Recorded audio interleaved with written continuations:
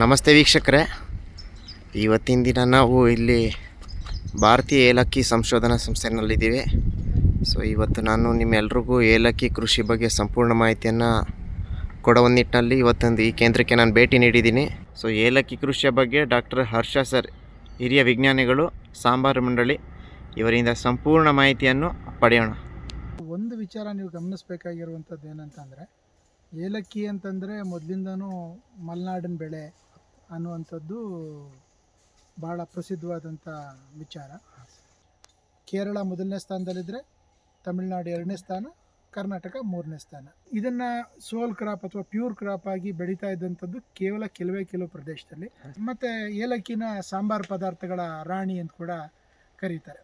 ಈ ರಾಣಿ ಬೆಲೆ ಏರಿಳಿತ ಏನಿದೆ ಮಾರುಕಟ್ಟೆಯಲ್ಲಿ, ಅದು ಒಂದು ಸಲ 600 ರೂಪಾಯಿ ಇದ್ದರೆ ಮತ್ತೊಮ್ಮೆ 5,000, 4,700 ಒಂದು KGಗೆ ಆಗ್ತದೆ. ಹಾಗಾಗಿ ಇದಕ್ಕೆ ನೆರಳಬೇಕು, ಓಪನ್ ಕಂಡೀಷನಲ್ಲಿ ಬೆಳೆಯುವಂಥ ಬೆಳೆ ಅಲ್ಲ. ಏಲಕ್ಕಿ ಬೆಳೆ ವಿಚಾರಕ್ಕೆ ಬಂದಾಗ ಇದರಲ್ಲಿ 3 ಥರದ ಪ್ರಭೇದಗಳು ನಾವು ಪ್ರಮುಖವಾಗಿ ಕಾಣ್ಬೋದು. ಮೈಸೂರು ತಳಿಗಳಲ್ಲಿ ಈ ರೀತಿ ನೇರವಾಗಿ ನಿಂತಿರುತ್ತೆ. ಉತ್ಪಾದನೆ ವೆಚ್ಚಕ್ಕೆ ಬಂದಾಗಲೂ ಅಷ್ಟೇ ಮೈಸೂರು ತಳಿಗಳಲ್ಲಿ ಉತ್ಪಾದನೆ ತುಂಬ ಹೆಚ್ಚಾಗಿರುತ್ತೆ. ಭಾಳ ಪ್ರಮುಖವಾಗಿ ಕರ್ನಾಟಕದ ಭಾಗಕ್ಕೆ ಬಂದಾಗ SKP 14 ಅಥವಾ ICRI 3 ಅನ್ನುವಂಥದ್ದು ದೊಡ್ಡ ಪ್ರಮಾಣದಲ್ಲಿ ವಿಸ್ತೀರ್ಣದಲ್ಲಿ ಇರುವಂಥ ತಳಿ. ಅದು ಕಂದಿನಿಂದ ನಾವು ಪ್ರಸಾರ ಮಾಡಿದಾಗ ಅಥವಾ ಕಂದಿನಿಂದ ನಾವು ಗಿಡಗಳನ್ನು ಬೆಳೆಸಿದಾಗ ರೋಗ ಬರುವಂಥ ಸಾಧ್ಯತೆಗಳು ಜಾಸ್ತಿ ಇದ್ದರಿಂದ ಬೀಜದ ಮುಖಾಂತರ ಮಾಡಿರುವಂಥ ಗಿಡಗಳನ್ನು ನಾವು ಎನ್ಕರೇಜ್ ಮಾಡಿದ್ವಿ. ಒಂದು ಗುಂಡಿ ಸಾಧಾರಣ 1.5 ಅಡಿ ಆಳ, 1.5 ಅಡಿ ಅಗಲ ಇದ್ದರೆ ಸಾಕು. ಮಣ್ಣಿನ ರಸಸಾರ 6ಕ್ಕಿಂತ ಕಡಿಮೆ ಇತ್ತು ಅಂತಂತಂದರೆ ಸುಣ್ಣದ ಬಳಕೆ ವರ್ಷಕ್ಕೊಂದು ಸತಿ ಮಾಡಲೇಬೇಕು. 5.5ಕ್ಕಿಂತ ಕಡಿಮೆ ಇದ್ದರೆ ವರ್ಷಕ್ಕೆ 2 ಸತಿ ಖಂಡಿತವಾಗಿ ಮಾಡಿ. ಈ ಗಿಣ್ಣಗಳಿಂದ ನಮಗೆ ಹೊಸ ಕಂದು ಮತ್ತು ಗೆರೆಗಳು ಬರ್ತದೆ. ಹಾಗಾಗಿ ನಾವು ನಾಟಿ ಮಾಡಬೇಕಾದ್ರೆ ಈ ಕಂದಿನ ಬುಡಭಾಗ ಏನಿದೆ, ಈ ಬುಡದ ತನಕ ಮಾತ್ರ ನಾವು ಮಣ್ಣನ್ನು ಹಾಕಬೇಕು. ಅಲ್ಲಿ ಜೇನುನೊಣದ ಆ್ಯಕ್ಟಿವಿಟಿ ಕೂಡ ತಾವು ಗಮನಿಸ್ಬೋದು. ಇಲ್ಲಿ ಇದು ಸಂಪೂರ್ಣ ಕ್ರಾಸ್ ಪಾಲಿನೇಟೆಡ್ ಕ್ರಾಪ್. ಜೇನುನೊಣ ಇಲ್ಲದೆ ಈ ಬೆಳೆ ನೀವು ತೆಗಿಲಿಕ್ಕೆ ಆಗೋದಿಲ್ಲ. ಹಾಗಾಗಿ ಇದೊಂದು ವಿಚಾರದಲ್ಲಿ ಕರ್ನಾಟಕದ ಏಲಕ್ಕಿಗೆ ಒಂದು ರೀತಿ ಮಲತಾಯಿ ಧೋರಣೆ ಒಂದು ಮಾರುಕಟ್ಟೆನಿಂದ ಆಗ್ತದೆ ಅನ್ನೋಂಥದ್ದು ಗಮನಿಸಬೇಕಾದಂಥ ಅಂಶ. ಸೊ ನಮಸ್ತೆ ವೀಕ್ಷಕರೇ, ಇವತ್ತಿನ ದಿನ ಏಲಕ್ಕಿ ಕೃಷಿ ಮಾಹಿತಿ ಕೊಡಲಿಕ್ಕೆ ನಮ್ಮ ಜೊತೆಗೆ ಡಾಕ್ಟರ್ ಹರ್ಷ ಸರ್ ಇದ್ದಾರೆ, ಹಿರಿಯ ವಿಜ್ಞಾನಿಗಳು, ಸಾಂಬಾರು ಮಂಡಳಿ. ಸರ್ ನಮಸ್ತೆ. ನಮಸ್ತೆ ಅರುಣ್ ಕುಮಾರ್ ಸರ್, ಇವತ್ತು ಏನಿಲ್ಲ, ನಮ್ಮ ವೀಕ್ಷಕರಿಗೆ ಏಲಕ್ಕಿ ಕೃಷಿ ಬಗ್ಗೆ ಪರಿಚಯ ಮಾಡೋಣ ಅಂತ. ಸೊ ಹಾಗಾಗಿ ನಾನು ನಿಮ್ಮನ್ನ ಸುಮಾರು ದಿನದಿಂದ ಕಾಂಟ್ಯಾಕ್ಟ್ ಮಾಡಿ ನೀವು ಇವತ್ತು ಅಪಾಯಿಂಟ್ಮೆಂಟ್ ಕೊಟ್ಟಿರ, ತುಂಬ ಥ್ಯಾಂಕ್ಸ್ ಸರ್. ಸರ್, ನಿಮ್ಮ ಬಗ್ಗೆ ಒಂದು ಸ್ವಲ್ಪ ಕಿರು ಪರಿಚಯ. ನನ್ನ ಹೆಸರು ಹರ್ಷ KN ಅಂತ, ಮೂಲತಃ ಮಂಡ್ಯದವನು, ಕೃಷಿ ಪದವೀಧರ. ಸಾಂಬಾರು ಮಂಡಳಿಯಲ್ಲಿ ಸುಮಾರು 13 ವರ್ಷದಿಂದ ನಾನು ಕೆಲಸ ಮಾಡ್ತಾಯಿದ್ದೀನಿ. ಈಗ ಒಂದು ವಿಚಾರ ನೀವು ಗಮನಿಸಬೇಕಾಗಿರುವಂಥದ್ದು ಏನಂತಂದರೆ, ಏಲಕ್ಕಿ ಅಂತಂದರೆ ಮೊದಲಿಂದನೂ ಮಲೆನಾಡಿನ ಬೆಳೆ ಅನ್ನುವಂಥದ್ದು ಭಾಳ ಪ್ರಸಿದ್ಧವಾದಂಥ ವಿಚಾರ. ಆದರೆ ಇಲ್ಲೇನಾಗತ್ತೆ ಅಂತಂದರೆ, ನಮಗೆ ಮಲೆನಾಡಿನ ಬೆಳೆ ಏನಕ್ಕೆ ಏಲಕ್ಕಿ ಅಂತಂತಂದರೆ, ಮುಖ್ಯವಾಗಿ ಮಲೆನಾಡಿನಲ್ಲಿ ಈ ಹಿಂದಿನ ಮಳೆ ವಾಡಿಕೆಯನ್ನು ಗಮನಿಸಿದ್ರೆ ವರ್ಷದಲ್ಲಿ ಕನಿಷ್ಠ 8ರಿಂದ 9 ತಿಂಗಳ ಕಾಲ ಮಳೆ ಸ್ಪ್ರೆಡ್ ಆಗ್ತಾಯಿತ್ತು. ಸಾಧಾರಣವಾಗಿ ಮಾರ್ಚಿಂದ ಶುರುವಾದರೆ ನಮಗೆ ನವಂಬರ್, ಡಿಸೆಂಬರ್ ತನಕ ಮಳೆ ಬರ್ತಾಯಿತ್ತು. ಹಾಗಾಗಿ ಇದು ಅತಿ ಹೆಚ್ಚು ನೀರನ್ನು ಬೇಡುವಂಥ ಬೆಳೆ ಆಗಿದ್ದರಿಂದ ಈ ಬೆಳೆ ಸಾಧಾರಣವಾಗಿ ಮಲೆನಾಡಿಗೆ, ಅದರಲ್ಲೂ ಭಾಳ ಪ್ರಮುಖವಾಗಿ ಕರ್ನಾಟಕದಲ್ಲಿ ಹಾಸನ, ಚಿಕ್ಕಮಗಳೂರು ಮತ್ತು ಮಡಿಕೇರಿ ಭಾಗಗಳಿಗೆ, ಅದೇ ರೀತಿ ಉತ್ತರ ಕನ್ನಡ, ಅದರಲ್ಲಿ ಯಲ್ಲಾಪುರ, ಶಿರ್ಸಿ ಈ ಭಾಗಗಳಿಗೆ ಸೀಮಿತವಾಗಿದ್ದಂಥದ್ದು. ಈಗ ಏಲಕ್ಕಿ ಬೆಳೆನ ನಾವು ಗಮನ ಕೊಡೋದಾಯಿತು ಅಂತಂದರೆ, 70% ಇಡುಕ್ಕಿ ಜಿಲ್ಲೆ, ಕೇರಳ ಇಡುಕ್ಕಿ ಜಿಲ್ಲೆಯಿಂದ ಆಗ್ತದೆ. ಇನ್ನು ಇಡುಕ್ಕಿ ಜಿಲ್ಲೆ ಬಿಟ್ಟರೆ ಇನ್ನು 30% ಉತ್ಪಾದನೆ ಕರ್ನಾಟಕ ಮತ್ತು ತಮಿಳುನಾಡು. ಕೇರಳ ಮೊದಲನೇ ಸ್ಥಾನದಲ್ಲಿದ್ದರೆ, ತಮಿಳುನಾಡು ಎರಡನೇ ಸ್ಥಾನ, ಕರ್ನಾಟಕ ಮೂರನೇ ಸ್ಥಾನ. ಮೊದಲಿಂದ ಏನಾಗಿದೆ, ಏಲಕ್ಕಿ ಕರ್ನಾಟಕದಲ್ಲಿ ಒಂದು ಉಪಬೆಳೆಯಾಗೆ ಕಾಫಿ ತೋಟದಲ್ಲೋ ಅಥವಾ ಅಡಿಕೆ ತೋಟಗಳಲ್ಲೋ ವಿಸ್ತಾರಣ, ಅಂದರೆ ಬೆಳೆಯ ವಿಸ್ತಾರಣ ನಾವು ಗಮನಿಸಿದಾಗ ಈ ರೀತಿ ಮೊದಲಿಂದಲೂ ಬಂದಿರೋದು.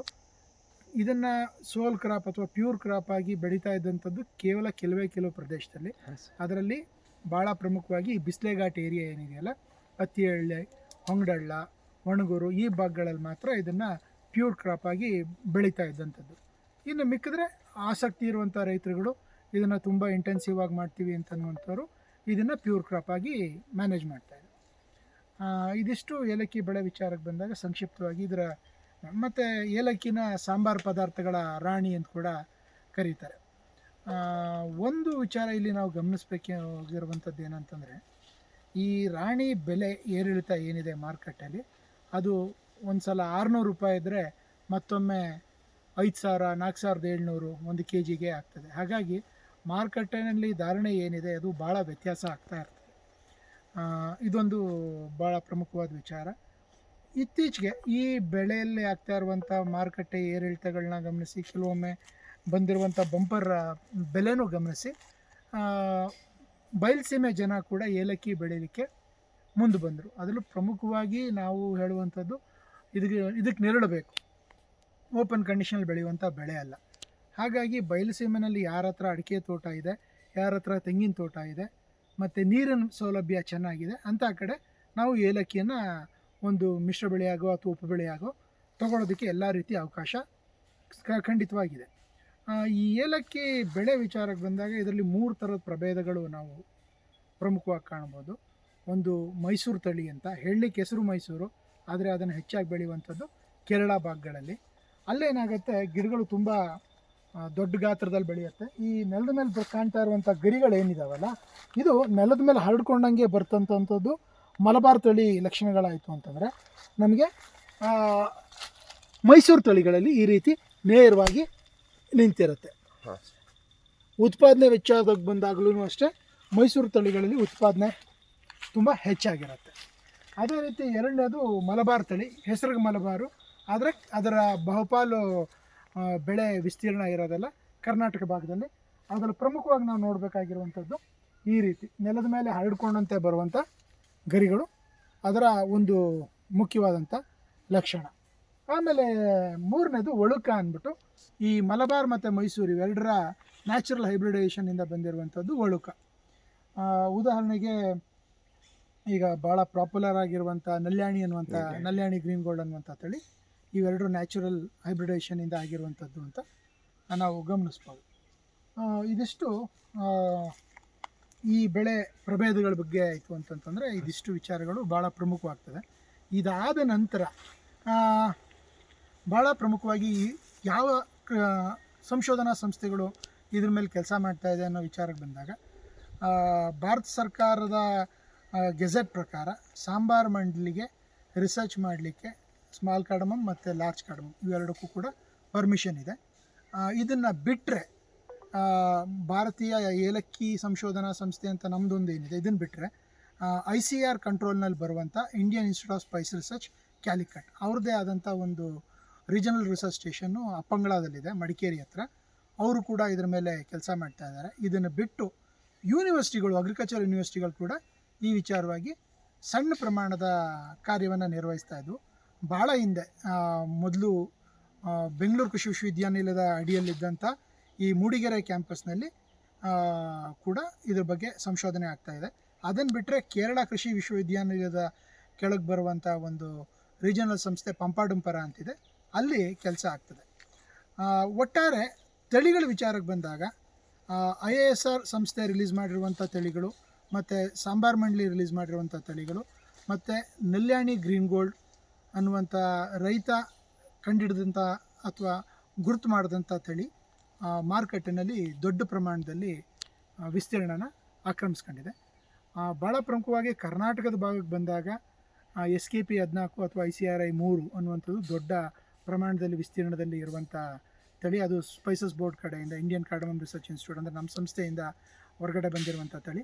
ಅದಾದ ನಂತರ ICRI 8 ಅಂತ ಬಂತು, ಅದಾದ ನಂತರ ICRI 10 ಅಂತ. ಇವು ಮೂರನ್ನು ನಾವು ಕರ್ನಾಟಕಕ್ಕೆ ಭಾಳ ಒತ್ತು ಕೊಟ್ಟು ಶಿಫಾರಸು ಮಾಡ್ತೀವಿ. ಅಪ್ಪಂಗಳದಿಂದ ಬಿಡುಗಡೆ ಆಗಿರುವಂಥ ತಳಿಗಳಲ್ಲಿ 2 ವಿಶೇಷವಾದ ತಳಿಗಳಿದೆ. ಒಂದು IISR ಅವಿನಾಶ್ ಅಂತ, ಎರಡನೇದು IISR ವಿಜೇತ ಅಂತ. ಈ ಕಾರ್ಡಮಮ್ ವಿಚಾರಕ್ಕೆ ಬಂದಾಗ, ಏಲಕ್ಕಿ ವಿಚಾರಕ್ಕೆ ಅತಿ ಹೆಚ್ಚು ಮಳೆ ಬೀಳೋದ್ರಿಂದ ಕಂದು ಕೊಳೆಯೋ ರೋಗ ಸಾಧಾರಣವಾಗಿ ಕಂಡುಬರ್ತದೆ. ಆ ಕಂದು ಕೊಳೆಯೋ ರೋಗದ ಸಹಿಷ್ಣುತೆ ಇಂದಿರುವಂಥದ್ದು ಅವಿನಾಶ್ ಅನ್ನುವಂಥ ಈ ತಳಿ. ಎರಡನೇದು ವಿಜೇತ ಅಂತ ಏನು ಹೇಳಿದೆ, ಕಟ್ಟೆ ರೋಗಕ್ಕೂ ಕೂಡ ಅದು ಟಾಲರೆನ್ಸ್ ಇದೆ. ವೈರಸ್ಸಿಂದ ಬರುವಂಥ ಕಟ್ಟೆ ರೋಗಕ್ಕೆ ಅದು ಟಾಲರೆನ್ಸ್ ಇದೆ. ಹಾಗಾಗಿ ಈ ಇಷ್ಟು ತಳಿಗಳು ಭಾಳ ಪ್ರಮುಖವಾಗಿ ನಾವು ಕರ್ನಾಟಕದ ಭಾಗದಲ್ಲಿ ಗಮನಿಸ್ಬೋದು. ರೈತರಿಗೆ ಅನುಕೂಲ ಆಗಲಿ ಅಂತ ಹೇಳಿ ಸಾಂಬಾರ್ ಮಂಡಳಿಯಿಂದ ಏನು ಮಾಡಿದ್ದೀವಿ, ಕರ್ನಾಟಕದಲ್ಲಿ ಒಟ್ಟು 5 ಡಿಪಾರ್ಟ್ಮೆಂಟಲ್ ನರ್ಸರಿ ಇದೆ. ಒಂದು ಬೆಟ್ಟದ ಮನೆ ಅಂತ ಅಂದ್ಬಿಟ್ಟು ಇಲ್ಲೇ ಮೂಡಿಗೆರೆ ಭಾಗದಲ್ಲಿ ಬರ್ತದೆ. ಎರಡನೇದು ಎಸ್ಲೂರು ಅಂತ ಶನಿವಾರ ಸಂತೆ ಹತ್ರ ಬರ್ತದೆ. ಮೂರನೇದು ಮಡಿಕೇರಿ ಹತ್ರ ಬೆಳಗೊಳ ಅಂತ ಬರ್ತದೆ. ಮತ್ತು ಸೋಮವಾರಪೇಟೆನಲ್ಲಿ ಐಗೂರು ಅಂತ ಒಂದಿದೆ. ಮತ್ತು ಬೆಳಗೊಳ ಅಂದ್ಬಿಟ್ಟು ಶೃಂಗೇರಿ ಹತ್ರ, ಕೊಪ್ಪ ಶೃಂಗೇರಿ ಹತ್ರ ಒಂದು ನರ್ಸರಿ, ಬಿಳಿಕೆರೆ, ಮಡಿಕೇರಿ. ಈ 5 ಡಿಪಾರ್ಟ್ಮೆಂಟಲ್ ನರ್ಸರಿನಲ್ಲಿ ಏಲಕ್ಕಿ ಗಿಡಗಳು ರಿಯಾಯಿತಿ ದರದಲ್ಲಿ ರೈತರುಗಳಿಗೆ ನಾವು ಸಪ್ಲೈ ಮಾಡ್ತೀವಿ. ಇಲ್ಲಿ ಏಲಕ್ಕಿ ಬೆಳೆಯೋ ರೈತರು ವಿಚಾರಕ್ಕೆ ಬಂದಾಗ, ಇಲ್ಲಿ ಕರ್ನಾಟಕದಲ್ಲಿ ಮತ್ತು ಕೇರಳದಲ್ಲಿ ಏಲಕ್ಕಿ ಬೆಳೆಯುವಂಥ ಪದ್ಧತಿಗಳಿಗೆ ನಾವು ಬಂದಾಗ, ಕರ್ನಾಟಕದಲ್ಲಿ ಮೊದಲಿಂದನೂ ಮಲಬಾರ್ ತಳಿಗಳನ್ನೇ ಬೆಳೀತಾ ಇರೋದರಿಂದ 5 ಅಡಿ ಅಂತರದಲ್ಲಿ, ಸಾಲಿನಿಂದ ಸಾಲಿಗೆ, ಗಿಡದಿಂದ ಗಿಡಕ್ಕೆ 5 ಅಡಿ ಅಂತರದಲ್ಲಿ ನಾವು ಮೊದಲಿಂದನೂ ಶಿಫಾರಸ್ ಮಾಡ್ತಾ ಬಂದಿದ್ದೀವಿ. ಅದೇ ಪ್ರಮಾಣದಲ್ಲಿ ಬೆಳೀತಾ ಬಂದಿದ್ದಾರೆ. ಸರಿಸುಮಾರು ಎಕರೆಗೆ 1000ರಿಂದ 1200 ಗಿಡಗಳನ್ನ ಕರ್ನಾಟಕದಲ್ಲಿ ನೀವು ಗಮನಿಸ್ಬೋದು. ಅದೇ ಕೇರಳ ಭಾಗಕ್ಕೆ ನಾವು ಹೋದಾಗ ಅಲ್ಲಿ ಏನಾಗ್ತದೆ ಅಂತಂತಂದರೆ, ಅವರು ಮೈಸೂರು ತಳಿಗಳನ್ನು ಮತ್ತು ಉಳುಕ ತಳಿಗಳನ್ನು ಹೆಚ್ಚಾಗಿ ಬೆಳೀತಾ ಇರೋದ್ರಿಂದ ಗಿಡದಿಂದ ಗಿಡಕ್ಕೆ, ಸಾಲಿನಿಂದ ಸಾಲಿಗೆ 10ರಿಂದ 12 ಅಡಿ ತನಕ ಅಂತರನ ಕೊಡ್ತಾರೆ. ಯಾಕಂದರೆ ಗಿಡಗಳ ಬೆಳವಣಿಗೆ ತುಂಬ ರೊಬಸ್ಟ್ ಆಗಿರೋದ್ರಿಂದ ಅಷ್ಟು ಅಂತರ ಬೇಕಾಗ್ತದೆ. ಹಾಗಾಗಿ ಅಲ್ಲಿ ಎಕರೆಗೆ ನಾವು ಸುಮಾರು 400ರಿಂದ 500 ಗಿಡಗಳನ್ನು ಮಾತ್ರ ನೋಡಲಿಕ್ಕೆ ಅವಕಾಶ ಸಿಗ್ತದೆ. ಮತ್ತು ಕೇರಳದಲ್ಲಿ ಆಗುವಂಥ ಇನ್ನೊಂದು ತುಂಬ ಒಳ್ಳೆಯ ಪದ್ಧತಿ ಏನಪ್ಪ ಅಂದರೆ, ಅವರುಗಳು ಕಂದನ್ನು ಬಳಸ್ತಾರೆ ಪ್ಲಾಂಟಿಂಗ್ ಮೆಟೀರಿಯಲ್ ಆಗಿ. ಕರ್ನಾಟಕದಲ್ಲಿ ಕಟ್ಟೆ ರೋಗ ಮತ್ತು ಕೊಕ್ಕೆ ಕಂದನ ರೋಗ, ಈ ವೈರಸ್ ಇಂದ ಬರುವಂಥ ಈ 2 ರೋಗಗಳ ಬಾಧೆಯಿಂದ ಏನಾಗಿತ್ತು ಅಂತಂದರೆ, ಕಂದಿನಿಂದ ನಾವು ಪ್ರಸಾರ ಮಾಡಿದಾಗ ಅಥವಾ ಕಂದಿನಿಂದ ನಾವು ಗಿಡಗಳನ್ನು ಬೆಳೆಸಿದಾಗ ರೋಗ ಬರುವಂಥ ಸಾಧ್ಯತೆಗಳು ಜಾಸ್ತಿ ಇದ್ದರಿಂದ ಬೀಜದ ಮುಖಾಂತರ ಮಾಡಿರುವಂಥ ಗಿಡಗಳನ್ನು ನಾವು ಎನ್ಕರೇಜ್ ಮಾಡಿದ್ವಿ. ಹಾಗಾಗಿ ಕರ್ನಾಟಕದಲ್ಲಿ ಮೊದಲಿಂದನೂ ಬೀಜದಿಂದ ಮಾಡಿರುವಂಥ ಗಿಡಗಳನ್ನು ಬಳಸುವಂಥದ್ದು ಒಂದು ಪರಿಪಾಠ ಕಂಡು ಬರ್ತದೆ. ಇನ್ನು ಈ ಬೆಳೆನ ಬೆಳೀಲಿಕ್ಕೆ ಸೂಕ್ತವಾದ ವಾತಾವರಣದ ವಿಚಾರವಾಗಿ ನಾನು ಆಲ್ರೆಡಿ ಹೇಳಿದ್ದೀನಿ. ನೆರಳು ಬೇಕು, ನೀರಿನ ಲಭ್ಯತೆ ಚೆನ್ನಾಗಿರಬೇಕು, ನೀರು ನಿಲ್ಲದೇ ಇರೋ ಹಾಗೆ ಸುಲಭವಾಗಿ ಬಸ್ತು ಹೋಗುವಂಥ ಮಣ್ಣನ್ನು ನಾವು ಆಯ್ಕೆ ಮಾಡ್ಕೊಬೇಕು. ಸಮತಟ್ಟಾದ ಭೂಮಿ ಆಗಿತ್ತು ಅಂತಂತಂದರೆ ಮಳೆ ಬಂದಾಗ 1-2 ಸತಿ ಗಮನಿಸಿ, ಮಳೆ ಬಂದಾಗ ನೀರು ಸುಲಭವಾಗಿ ಹಿಂಗೆ ಹೋಗ್ತಾ ಇದೆಯಾ ಇಲ್ಲ ನೀರು ನಿಲ್ತಾ ಇದೆಯಾ ಅಂತ. ನೀರು ನಿಲ್ತಾ ಇದೆ ಅಂತ ಕಂಡು ಬಂದರೆ ಅಂತಹ ಟೈಮ್ನಲ್ಲಿ ನೀವು ಚರಂಡಿ ವ್ಯವಸ್ಥೆ ಕೂಡ ಮಾಡ್ಕೊಬೇಕಾಗ್ತದೆ. ನೀವು ಯಾವ ತಳಿನ ಆಯ್ಕೆ ಮಾಡ್ಕೋತೀರಿ ಅನ್ನೋದ್ರ ಮೇಲೆ ನೀವು ಕಂದುಗಳ ವಿಚಾರವಾಗಿ ಅಥವಾ ಗಿಡಗಳ ವಿಚಾರವಾಗಿ ತೀರ್ಮಾನ ತೊಗೊಬೇಕಾಗ್ತದೆ. ನೀವು ಮಲಬಾರ್ ತಳಿ ಅಥವಾ ಮೈಸೂರು ತಳಿಗಳನ್ನು ತೊಗೊಳ್ಳೋದಾಯಿತು ಅಂದರೆ, ಮಲಬಾರ್ ತಳಿ ಆದರೆ 5 ಅಡಿ ಅಂತರದಲ್ಲಿ ಅಥವಾ 6 ಅಡಿ ಅಂತರದಲ್ಲಿ ನೀವು ಗುಂಡಿಗಳನ್ನು ಮಾಡ್ಕೊಬೇಕಾಗ್ತದೆ. ಒಂದು ಗುಂಡಿ ಸಾಧಾರಣ 1.5 ಅಡಿ ಆಳ, 1.5 ಅಡಿ ಅಗಲ ಇದ್ದರೆ ಸಾಕು. ಗುಂಡಿ ತೆಗೆದಾಗ ಏನಾಗುತ್ತೆ, ಸಾಧಾರಣವಾಗಿ ಗುಂಡಿ ಮೇಲ್ಭಾಗದ ಮಣ್ಣೇನಿದೆ ಅದು ಭಾಳ ಫಲವತ್ತಾಗಿರ್ತದೆ. ಹಾಗಾಗಿ ಆ ಮೇಲ್ಭಾಗದ ಮಣ್ಣನ್ನು ಒಂದು ಕಡೆ ಇಟ್ಕೊಂಡು ಇನ್ನು ಕೆಳಭಾಗದ ಮಣ್ಣನ್ನು ಬೇರೆ ಕಡೆ ಇಟ್ಕೊಳ್ಳಿ. ಆ ತೆಗೆದಂಥ ಗುಂಡಿ ಒಳಗೆ ಕನಿಷ್ಠ ಪಕ್ಷ 1 ಕುಕ್ಕೆ 5 kgಯಷ್ಟು ಕೊಟ್ಟಿಗೆ ಗೊಬ್ಬರ ಮತ್ತು ಒಂದು ಅರ್ಧ kgಯಷ್ಟು ಬೇವಿನ ಹಿಂಡಿಯನ್ನು ಹಾಕಿ ಮೇಲ್ಭಾಗದ ಮಣ್ಣಿನ ಜೊತೆ ಬೆರೆಸಿ, ಮಣ್ಣಿನ ಪರೀಕ್ಷೆ ಆಧಾರದ ಮೇಲೆ ನೀವು ಸುಣ್ಣದ ಬಳಕೆಯನ್ನು ತೀರ್ಮಾನ ಮಾಡಬೇಕಾಗ್ತದೆ. ಮಣ್ಣಿನ ರಸಸಾರ 6ಕ್ಕಿಂತ ಕಡಿಮೆ ಇತ್ತು ಅಂತಂತಂದರೆ ಸುಣ್ಣದ ಬಳಕೆ ವರ್ಷಕ್ಕೊಂದು ಸತಿ ಮಾಡಲೇಬೇಕು. 5.5ಕ್ಕಿಂತ ಕಡಿಮೆ ಇದ್ದರೆ ವರ್ಷಕ್ಕೆ 2 ಸತಿ ಖಂಡಿತವಾಗಿ ಮಾಡಿ. ಮತ್ತು ಗಿಡ ನೆಡಬೇಕಾದಾಗ ನಾವು ಸಾಧಾರಣವಾಗಿ ಹೇಳೋದೇನು ಅಂತಂದರೆ, ಕಂದಿನಿಂದ ನಾಟಿ ಮಾಡ್ತೀವಿ ಅಂತ ಅನ್ನೋದಿತ್ತು ಅಂತಂದರೆ, ಒಂದು ತಾಯಿ ಕಂದು, ಅದರ ಜೊತೆ ಮರಿ ಕಂದು, ಇಲ್ಲಿ ನೋಡ್ಬೋದು ನೀವು, ಈ ಮರಿ ಕಂದು ಮತ್ತು ಈ ತಾಯಿ ಕಂದು ಎರಡೂ ಜೊತೆಯಲ್ಲಿರೋ ರೀತಿ ಗಿಡವನ್ನು ನಾವು ನಾಟಿ ಮಾಡಬೇಕಾಗ್ತದೆ. ನಾಟಿ ಮಾಡಬೇಕಾದ್ರೆ ಭಾಳಷ್ಟು ಜನ ರೈತರುಗಳು ಮಾಡುವಂಥ ಒಂದು ತಪ್ಪು ಏನಪ್ಪ ಅಂತಂದರೆ, ಅದನ್ನು ತುಂಬ ಆಳವಾಗಿ ನಾಟಿ ಮಾಡಿಬಿಡ್ತಾರೆ. ಸುಮಾರು ಇಲ್ಲಿ ತನಕ ಮಣ್ಣು ಹಾಕ್ಬಿಡ್ತಾರೆ. ಆದರೆ ಇಲ್ಲಿ ನಾವು ಗಮನಿಸಬೇಕಾಗಿರುವಂಥದ್ದು ಒಂದು ಸೂಕ್ಷ್ಮವಾದ ಅಂಶ ಏನು ಅಂತಂದರೆ, ನೋಡಿ, ಈ ಬುಡದಲ್ಲಿ ನಿಮಗೆ ಗಿಣ್ಣುಗಳು ಕಾಣ್ತಾ ಇದೆ. ಈ ಗಿಣ್ಣುಗಳಿಂದ ನಮಗೆ ಹೊಸ ಕಂದು ಮತ್ತು ಗೆರೆಗಳು ಬರ್ತದೆ. ಹಾಗಾಗಿ ನಾವು ನಾಟಿ ಮಾಡಬೇಕಾದ್ರೆ ಈ ಕಂದಿನ ಬುಡಭಾಗ ಏನಿದೆ, ಈ ಬುಡದ ತನಕ ಮಾತ್ರ ನಾವು ಮಣ್ಣನ್ನು ಹಾಕಬೇಕು. ಅದಕ್ಕಿಂತ ಮೇಲ್ಪಟ್ಟು ನಾವು ಮಣ್ಣನ್ನು ಹಾಕಿದ್ರೆ, ಇಲ್ಲಿ ತನಕ ಮಣ್ಣನ್ನು ಹಾಕಿದ್ರೆ ಹೊಸ ಕಂದುಗಳು, ಹೊಸ ಗೆರೆಗಳು ನಮಗೆ ಬರೋದಿಲ್ಲ. ಈ ವಿಚಾರನ ಮಲೆನಾಡಿನ ಭಾಗದ ಜನಕ್ಕೆ ಈ ವಿಚಾರ ತುಂಬ ಚೆನ್ನಾಗಿ ಗೊತ್ತು, ಈ ಸೂಕ್ಷ್ಮ. ಆದರೆ ಬಯಲುಸೀಮೆ ಜನ ಯಾರೋ ಹೊಸದಾಗಿ ಏಲಕ್ಕಿ ಮಾಡ್ತೀವಿ ಅಂತಂತಾರೆ, ಅವ್ರುಗಳಿಗೆ ಈ ವಿಚಾರ ಮನದಟ್ಟು ಮಾಡಿಕೊಡ್ಬೇಕು ಅನ್ನೋದು ನನ್ನ ಉದ್ದೇಶ ಆಗಿತ್ತು. ಸಾಧಾರಣವಾಗಿ ನೆಟ್ಟ 10ರಿಂದ 12 ತಿಂಗಳಿಗೆಲ್ಲ ನಮಗೆ ಕಂದುಗಳು, ಹೊಸ ಕಂದುಗಳು ಬರಲಿಕ್ಕೆ ಶುರು ಆಗ್ತದೆ. 2ರಿಂದ 3 ತಿಂಗಳಿಗೇನೆ. 10 ತಿಂಗಳಿಗೇನೆ ಕನಿಷ್ಠ ಒಂದು ಗಿಡದಲ್ಲಿ ನಿಮಗೆ 6ರಿಂದ 10 ಕಂದುಗಳು ಬರುವಂಥ ಸಾಧ್ಯತೆ ಇರ್ತದೆ. ಸುಮಾರು ಕಂದು 12ರಿಂದ 18 ತಿಂಗಳು ಬಲಿತ ನಂತರ ನಮಗೆ ಈ ರೀತಿ ಗರಿಗಳು ಬರಲಿಕ್ಕೆ ಶುರು ಆಗ್ತದೆ. ಪ್ಯಾನಿಕಲ್ಸ್ ಅಂತ ನಾವು ಟೆಕ್ನಿಕಲಿ ಹೇಳ್ತೀವಿ, ಇಂಗ್ಲೀಷ್ನಲ್ಲಿ ಹೇಳ್ತೀವಿ. ಈ ಪ್ಯಾನಿಕಲ್ಸ್ ಬಂದ ನಂತರ ಸಾಧಾರಣವಾಗಿ ನಮಗೆ ಕರ್ನಾಟಕ ಭಾಗದಲ್ಲಿ ಬಿಸಿಲು ಮತ್ತು ನಾವು ಕೊಡುವಂಥ ನೀರಾವರಿ ಸೌಲಭ್ಯದ ಆಧಾರದ ಮೇಲೆ ಫೆಬ್ರವರಿ ಮಾರ್ಚ್ ತಿಂಗಳಲ್ಲಿ ನಮಗೆ ಹೂವು ಬರಲಿಕ್ಕೆ ಶುರು ಆಗ್ತದೆ. ಈ ರೀತಿ ಹೂವು ಬರಲಿಕ್ಕೆ ಶುರು ಆಗ್ತದೆ. ಅಲ್ಲಿ ಜೇನುನೊಣದ ಆ್ಯಕ್ಟಿವಿಟಿ ಕೂಡ ತಾವು ಗಮನಿಸ್ಬೋದು. ಇಲ್ಲಿ ಇದು ಸಂಪೂರ್ಣ ಕ್ರಾಸ್ ಪಾಲಿನೇಟೆಡ್ ಕ್ರಾಪ್. ಜೇನುನೊಣ ಇಲ್ಲದೆ ಈ ಬೆಳೆ ನೀವು ತೆಗಿಲಿಕ್ಕೆ ಆಗೋದಿಲ್ಲ. ಹಾಗಾಗಿ ಇಲ್ಲಿ ಒಂದು ವಿಚಾರ ನೀವು ಗಮನ ಕೊಡಬೇಕಾಗಿರೋದು ಏನಪ್ಪ ಅಂತಂದರೆ, ನಿಮ್ಮ ತೋಟದಲ್ಲಿ ಗಿಡಗಳ ಸಂರಕ್ಷಣೆ ಜೊತೆಗೂ ಜೇನಿನ ಗೂಡು ಏನಾದರೂ ಇತ್ತು, ನೈಸರ್ಗಿಕವಾಗಿತ್ತು ಅಂತಂದರೆ ಅದರ ಸಂರಕ್ಷಣೆಗೂ ಕೂಡ ನೀವು ಒತ್ತು ಕೊಡಬೇಕಾಗ್ತದೆ. ಆಯಿತಾ? ಹೂವು ಬಿಟ್ಟ ಸುಮಾರು 90ರಿಂದ 100 ದಿನಗಳ ಕಾಲಕ್ಕೆ ನಮಗೆ ಕಾಯಿ ಕುಯ್ಲಿಕ್ಕೆ ಸಿದ್ಧ ಆಗ್ತದೆ. ಕಾಯಿ ಕುಯ್ಯೋದಕ್ಕೆ ಸಿದ್ಧ ಆಗಿದೆ ಅಂತ ಪತ್ತೆ ಮಾಡಬೇಕು ಅಂತಂದರೆ ಈ ಹಸಿರು ಬಣ್ಣದ ಕಾಯಿ ಇದ್ದದ್ದು ಕ್ರಮೇಣ ಬಣ್ಣ ಕಳ್ಕೊಳ್ಳಿಕ್ಕೆ ಶುರು ಆಗುತ್ತೆ. ಇದನ್ನು ಹಿಡಿದು ಜಗ್ಗಿದಾಗ ಸುಲಭವಾಗಿ ಬಿಟ್ಟು ಬರ್ತದೆ. ಈಗ ನೋಡಿ, ಹಿಡಿದು ಜಗ್ತಾ ಇದ್ದೀನಿ, ಬರ್ತಾಯಿಲ್ಲ, ಅಂದರೆ ಇದನ್ನೂ ಬಲ್ತಿಲ್ಲ ಅಂತ. ಮತ್ತು ಎರಡನೇದೇನಪ್ಪ ಅಂದರೆ, ಕಾಯಿನ ಕಿತ್ತು ನಾವು ಒಳಗಡೆ ಗಮನಿಸಿದಾಗ ಆ ಒಳಗಡೆ ಇರುವಂಥ ಬೀಜಗಳಿದೆಯಲ್ಲ, ಆ ಬೀಜಗಳು ಕಪ್ಪು ಬಣ್ಣಕ್ಕಿರುತ್ತೆ. ಈಗ ಇದು ಬಿಳಿ ಬಣ್ಣಕ್ಕಿದೆ ನೋಡಿ, ಇದನ್ನು ಮೆಚ್ಯೂರ್ ಆಗಿಲ್ಲ. ಹೌದು ಸರ್. ಅದು ಕಪ್ಪು ಬಣ್ಣಕ್ಕೆ ಬಂದಿರುತ್ತೆ. ಅಂತಹ ಟೈಮ್ನಲ್ಲಿ ಮಾತ್ರ ನಾವು ಕಾಯಿನ ಕೊಯ್ಬೇಕು. ಪ್ರಮುಖವಾಗಿ ಕರ್ನಾಟಕದಿಂದ ಬರ್ತಾ ಇದ್ದಂಥ ಏಲಕ್ಕಿ ಏನಿತ್ತು, ಇದನ್ನು ಬಿಸಿಲಲ್ಲಿ ಒಣಗಿಸುವಂಥ ಪರಿಪಾಠ ಮೊದಲಿಂದನೂ ಬಂದಿದೆ ಈ ಭಾಗದಲ್ಲಿ. ಹಾಗಾಗಿ ಬಿಳಿ ಏಲಕ್ಕಿ ಅಂತಲೇ ಕರೀತಿದ್ರು ಕರ್ನಾಟಕದ ಏಲಕ್ಕಿಗಳನ್ನ. ಯಾಕಂದರೆ ನಾವು ಕೀಳೋಕ್ಕೆ ಮುಂಚೆ ಹಣ್ಣು ಚೆನ್ನಾಗಿ ಆದಮೇಲೆ, ಏಲಕ್ಕಿ ಕಾಯಿ ಚೆನ್ನಾಗಿ ಹಣ್ಣಾದಮೇಲೆ ಕೀಳುವಂಥ ಪರಿಪಾಠ ಒಂದು. ಅವಾಗ ಏನಾಗುತ್ತೆ, ಅದರಲ್ಲಿದ್ದಂಥ ಹಸಿರು ಬಣ್ಣ ಕಳೆದೋಗ್ತದೆ. ಮತ್ತು ಕಿತ್ತಂಥ ಕಾಯಿಗಳನ್ನು ಬಿಸಿಲಲ್ಲಿ ಒಣಗಿಸಿದಾಗ ಮತ್ತೆ ಆ ಹಸಿರು ಬಣ್ಣ ಅಲ್ಪ ಸ್ವಲ್ಪ ಏನು ಉಳಿದಿತ್ತು ಅದು ಮತ್ತೆ ಕಳೆದೋಗುವಂಥ ಎಲ್ಲ ಸಾಧ್ಯತೆ ನಮಗಲ್ಲಿರ್ತಿತ್ತು. ಹಾಗಾಗಿ ಕರ್ನಾಟಕ ಭಾಗದಲ್ಲಿ ಬೆಳೆದಂಥ ಏಲಕ್ಕಿ, ಅದರಲ್ಲೂ ಬಿಸಿಲಲ್ಲಿ ಒಣಗಿಸಿದಂಥ ಏಲಕ್ಕಿ ಬಿಳಿ ಬಣ್ಣಕ್ಕೆ ಬರುವಂಥದ್ದು ಸಾಧಾರಣ. ಆದರೆ ಬಹಳಷ್ಟು ಕಡೆ ಮಾರುಕಟ್ಟೆನಲ್ಲಿ ಆಗ್ತಾ ಇರುವಂಥ ಡೆವಲಪ್ಮೆಂಟನ್ನು ಗಮನಿಸಿದ್ರೆ ಹಸಿರು ಬಣ್ಣದ ಏಲಕ್ಕಿ ಮಾತ್ರ ಏಲಕ್ಕಿ, ಬಿಳಿ ಬಣ್ಣದ ಏಲಕ್ಕಿ ಏಲಕ್ಕಿ ಅಲ್ಲ ಅನ್ನುವಂಥ ಒಂದು ಧೋರಣೆ ಮಾರುಕಟ್ಟೆನಲ್ಲಿ ಶುರು ಆಗಿದೆ. ಖಂಡಿತವಾಗಿ ಆ ರೀತಿ ಇಲ್ಲ.